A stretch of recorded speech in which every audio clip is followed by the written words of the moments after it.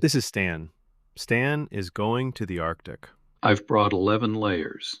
The Arctic is one of the most extreme environments on Earth. Winter temperatures can drop below minus 70 degrees Celsius. Winds exceed 100 kilometers per hour. For months at a time, the sun never rises, and it is changing faster than almost anywhere else on the planet. I've also brought soup. Stan is going to need more than soup.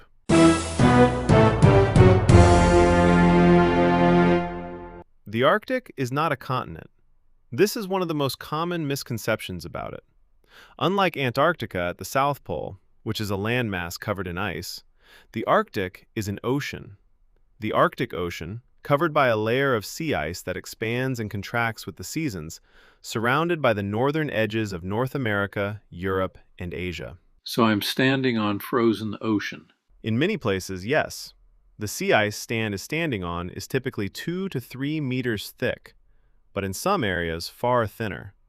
Beneath his feet is several kilometers of Arctic Ocean. I'm going to stand very still. The Arctic is defined as everything above 66.5 degrees north latitude, the Arctic Circle.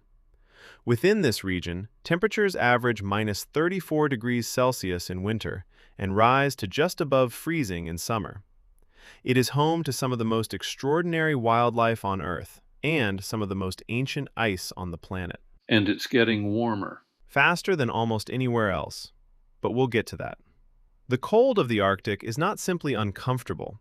It is physiologically dangerous in ways that escalate rapidly.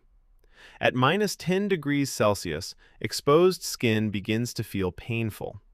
At minus 20, frostbite can develop within 30 minutes on exposed skin. At minus 40, where Stan currently is, frostbite can develop in under 5 minutes. 5 minutes. Hypothermia, the dangerous drop in core body temperature, begins when the body's core temperature falls below 35 degrees Celsius. The human body generates heat through metabolic activity, but in extreme cold, it loses heat faster than it can produce it. At a core temperature of 28 degrees, the heart can begin to beat irregularly. Below 20 degrees, survival without medical intervention becomes nearly impossible. My suit is working, I think. Stan built the suit. It's working. The wind chill factor amplifies all of this. At minus 40 degrees, with winds of 60 kilometers per hour, not unusual in the Arctic, the feels-like temperature drops to approximately minus 65 degrees Celsius.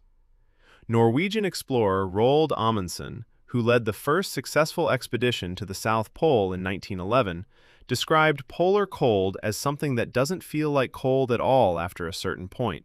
It feels like burning. That actually makes sense. One of the most extraordinary things about Arctic and Antarctic ice is what it contains.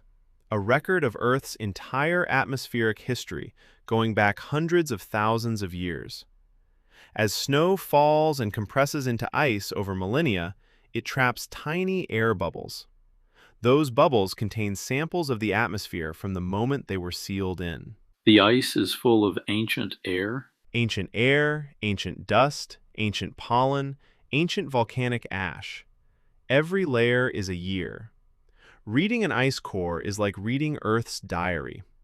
Scientists have used ice cores to reconstruct global temperatures, atmospheric carbon dioxide levels, and major climate events going back 800,000 years. 800,000 years of history in a tube of ice. The Vostok ice core, drilled in Antarctica in the 1990s, extended the record to 420,000 years and demonstrated a clear correlation between carbon dioxide levels in ancient air bubbles and global temperatures, providing some of the most compelling early evidence for the relationship between greenhouse gases and climate. So the ice remembers. Everything. That was a polar bear. Polar bears are the apex predator of the Arctic, the largest land carnivore on Earth, with males reaching up to 800 kilograms. They are extraordinary evolutionary achievements. Their fur appears white, but is actually transparent and hollow, channeling light toward dark skin beneath that absorbs heat. Their paws are partially webbed for swimming. They can swim continuously for days. Transparent fur.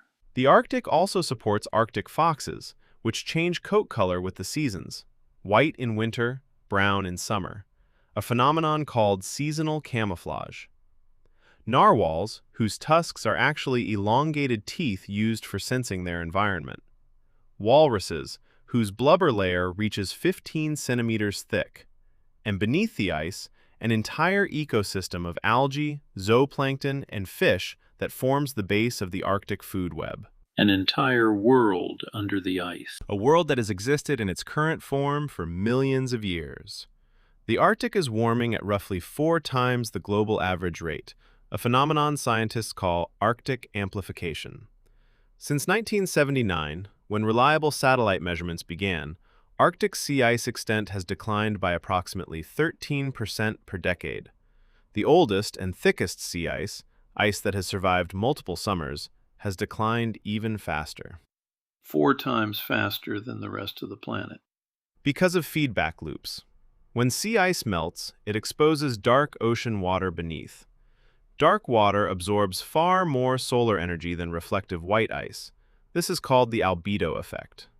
More heat absorbed means more melting. More melting means more dark water. The system accelerates itself. It feeds itself. Yes, and the consequences extend far beyond the Arctic. Melting Arctic ice contributes to rising sea levels globally. Disruption of the Arctic climate system affects weather patterns across the entire northern hemisphere. Permafrost, permanently frozen ground that covers about a quarter of the northern hemisphere's land surface, is thawing, releasing stored carbon dioxide and methane into the atmosphere. The polar bear that just walked past me. Its hunting season is getting shorter every year. As sea ice forms later in autumn and melts earlier in spring, polar bears have less time on the ice to hunt the seals that make up most of their diet. We came up here to study the Arctic. And the Arctic is studying us right back. We should probably take better notes. The Arctic is -70 in winter, months of darkness, ice as far as any eye can see. And it is one of the most biologically rich, scientifically invaluable, and fragile environments on the planet. It has existed in something like its current form for millions of years. It is changing, measurably, within a single human lifetime. Stan came here on a scientific expedition. He found ancient air, transparent fur, a polar bear that chose not to eat him, and 800,000 years of climate history in a tube of ice. He also found something harder to put in a notebook. It's very quiet up here. The kind of quiet that makes you realize how loud everything else is. We should come back more often, while we still can.